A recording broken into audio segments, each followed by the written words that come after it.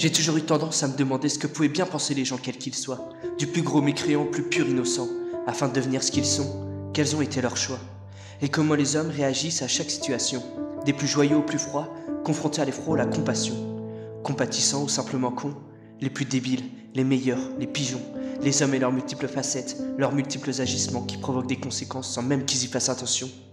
Quels sont leurs ressentis et leurs raisons? Le monde pour moi est un condensé de contresens et d'incompréhension. On passe notre temps à se battre contre des causes qui pour la plupart sont liées à d'autres que nous défendons. L'intérêt personnel passe avant le commun chez les gens, pourtant beaucoup en ont besoin de cette attention. De cette intention de les aider à prendre un nouveau départ, de se relever et vivre comme ils le voudraient. Beaucoup de gens ont affronté une vie qui n'a jamais fait preuve de pitié.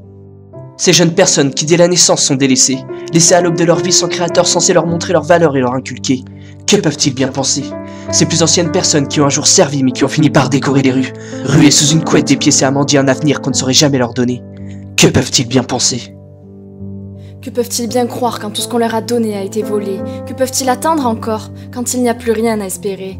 Et cet enfant riche de toute valeur matérielle et pauvre de sentiments, qui désire chaque jour des mots que ne peuvent lui donner ses parents, ne voyant l'amour qu'au travers de billets qui régissent sa vie, qui ne fondent qu'un vaste creux en lui.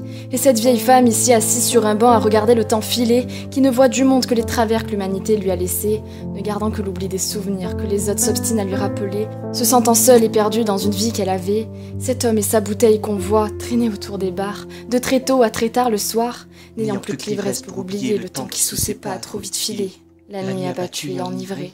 Que peut-il bien penser? Les PDG, symbole de réussite professionnelle mais à la vie sentimentale refoulée, son travail occupe constamment ses pensées. Préoccupé, se demandant s'il a fait le bon choix et si ce luxe était nécessaire pour exister. Qu'aurait-il préféré? Tiraillé entre rêve de gloire et simplicité, aucun des deux n'aurait su pleinement le combler. Un être aux grandes ambitions, c'est forcément compliqué. Et les extrémistes, leur façon radicale de voir les choses et de les imposer, à quel moment ont-ils pu perdre la foi pour au final se faire engrainer? Ont-ils conscience du mal qu'ils peuvent provoquer au nom d'une idée qu'une minorité de gens voit réellement partagée?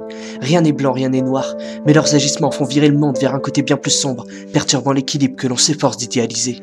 Ces gens qui ont tellement bon cœur qu'ils se laissent marcher dessus sans jamais broncher, donnent tellement mais n'osent jamais demander. Pensant plus aux autres qu'à soi, dans un monde où l'on pense plus à soi qu'aux autres, d'où leur vient cet élan de générosité. Face à la haine, que peuvent-ils bien penser?